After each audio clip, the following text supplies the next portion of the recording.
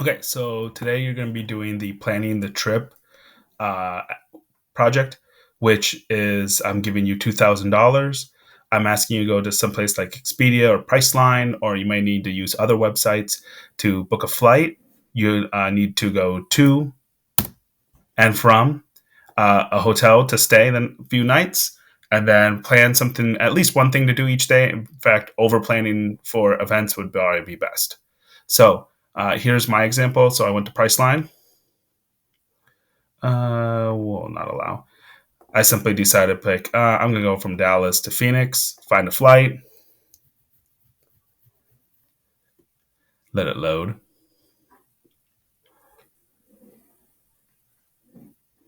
I decided to pick from June 2nd to June 5th. You're booking for one adult. You can pick from a bunch of different flights. You could go ahead. I'm just gonna pick this fastest one with American. I don't need anything bougie. And then a return flight.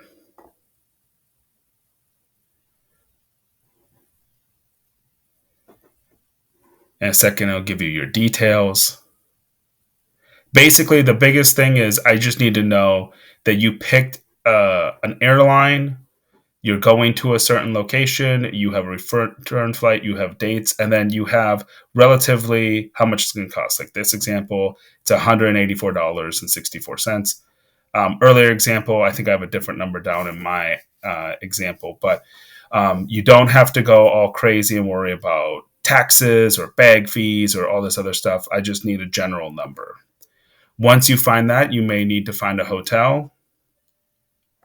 I'm going to go ahead and book a hotel. Again, I'm using Priceline. I'm going to actually stay in Scottsdale. There's a method to my madness.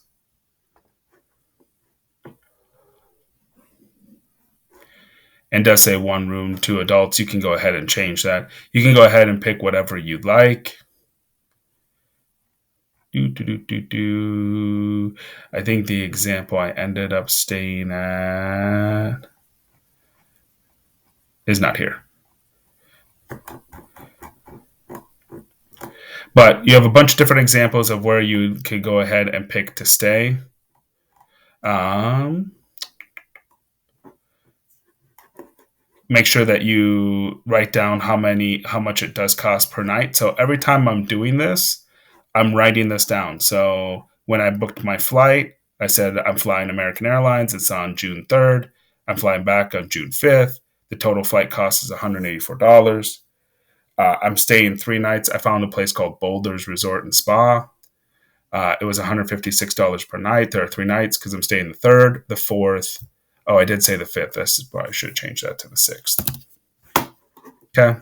And then here, I'm also keeping in line with my balance. I started with 2,000. My airline tickets were $184. That was my remaining balance here. I'm staying 3 nights. It's $156 a night. 3 times 156 is 468. I subtract that. And then I went ahead and booked a bunch of different things to do for different events. One thing that you can do is whatever city you pick, you can go ahead and just kind of Google search and like you'll get something like this. This was, what was this? This was TripAdvisor. And you could go ahead and find different things that you could do while you're in that place. So you can change from different prices. One of the things I found, let's see, I could have taken, well, I couldn't take it because it was outside the budget, but a 4-hour Grand Canyon helicopter tour.